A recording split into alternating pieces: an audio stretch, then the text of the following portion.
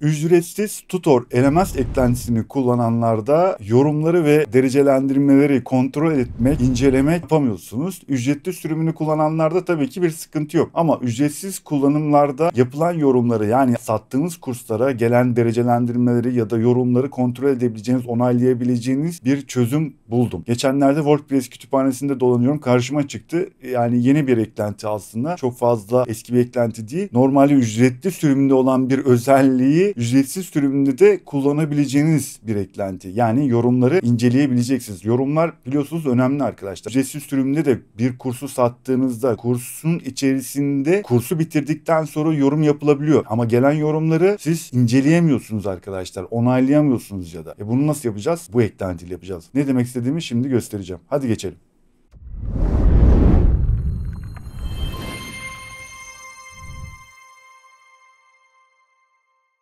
Kurs sayfamıza geldik. Tutor LMS'in kontrol panelinde. Burada yorumlarla ilgili bir şey yok. Zaten resmi sitesinde de arkadaşlar burada kursun derecelendirme ve yorumu ücretsiz sürümünde bakın gözükmüyor zaten. Yani yok. Ücretli sürümünde var. Kullanabiliyorsunuz. Şimdi ücretsiz sürümü eklentiye eklemeden önceki hali zaten bu şekilde. Eklentiye ekledikten sonra buraya yorumlar şeklinde bir sekme geliyor zaten. Yorumları takip edebiliyoruz. Bir derecelendirme, evet kursa girdim, ben kursu bitirdim. Kursun içerisinde bir yorum yaptım. Eklentiye eklemeden önce bekliyor diyor. Şimdi ben buna nasıl onay vereceğim arkadaşlar? Nereden onay vereceğim? Ben bulamadım açıkçası. Gizli saklı bir yerde varsa da bilemiyorum. Nereden yapılır? Araştırdım ettim ama bulamadım. Eklentiyi kurduktan sonra yorumlar sekmesi geliyor. Yapılan yorumları bakın onaylama, spam ya da çöpe atma var. İşte bakıyorsunuz kim vermiş, yazar kim, ondan sonra hangi konuya vermiş. Buradan bu şekilde ulaşabiliyorsunuz arkadaşlar.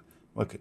Yorumlar ve onaylanmış şekliyle bu. En azından yorumlar ve incelemeler kısmını kontrolünüzün altında tutma imkanınız var. Bu eklentiyle onu sağlıyorsunuz. Lafı çok uzatmayalım. Hemen eklentiye geçmeden önce tabii ki uyarımızı yapacağız da kuracağımız eklenti bu. Bakın bu eklenti eski bir eklenti değil, yani yeni bir eklenti sayılır. Burada ilginç tarafı hemen Türkçesine geçeyim. Bakın bu eklenti neden var? Bu kısım burada yazılan çok ilginç. Yani ücretsiz sürümde inceleme yönetimini içermeliydi diye sanki bir sistemkar gibi, yani ücretsiz sürümde nasıl, niye, neden bir yorumlar sekmesi olmasın? Kontrol edebilecek. Ondan dolayı böyle bir eklenti geliştirmiş arkadaş. Güzel. Neyse. Şimdi uyarımızı yapalım. Eklenti kurulumunu yapalım. Zaten öyle çok fazla bir ahım şahım bir şey yok. Ayarı yok zaten doğru dürüst bir şey. Onu kuralım, bir testini yaparız zaten. Eklentinin çeviri dosyasını da yaptım. Türkçe çeviri dosyası da var arkadaşlar. Hadi uyarımızı yapalım ve geçelim artık.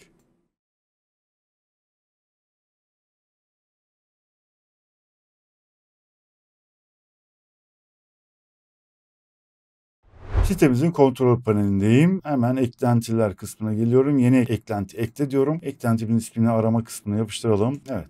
Bu eklenti bakın zaten dediğim gibi çok fazla bir kurulum yok. Daha yeni çıkan bir eklenti. Eklentiyi kurup etkinleştireceğim. Eklenti kuruldu. Bakın hemen kurs menüsüne gelelim. Buraya geldi arkadaşlar. Şimdi eklentinin tabii ki dediğim gibi Türkçe çeviri dil dosyası var. Onun yüklemesine geçelim arkadaşlar. Kontrol panelindeyim. Loco Translate'e hemen eklentiler kısmına geliyorum. Son değiştirilme şöyle bir, evet en başta zaten çıktı hemen. Ben tabii ki çevirdiğim için hemen PO yükle yapacağım arkadaşlar. Loco klasöründe olsun. Dosya seçiyorum. Çevirilerle ilgili kanalda video var arkadaşlar. Karta koyacağım, oradan da ulaşabilirsiniz. Tamamdır. Zaten bakın 34 tane dizge, fazla bir şey yok yani. Tekrar eklentiler kısmına geliyorum. Bizim yorum şimdi reviews değişti mi? Hemen şöyle bir tümünü temizle diyelim.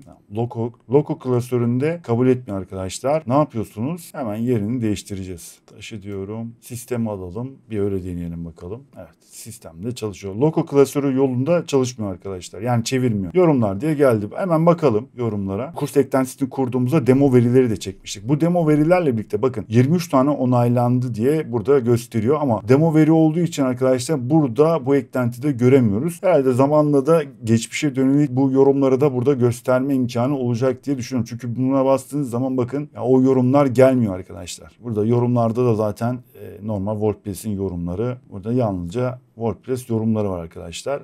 O yüzden yapacak bir şey yok. Ya bu demo verilerle yapılan, demo verilere yapılan yorumlar arkadaşlar. Şimdi bakın bekleyen bir tane yorum var. O da işte kimmiş? Demo e-ticaret başlayanlar kursuna süper bir kurs. Yani şu arkadaşlar bakın bekliyor diyor. 5 derece işte bir tane oy kullanılmış. 5 yıldız verilmiş. Hemen buna bir onay verelim. Onaylandı.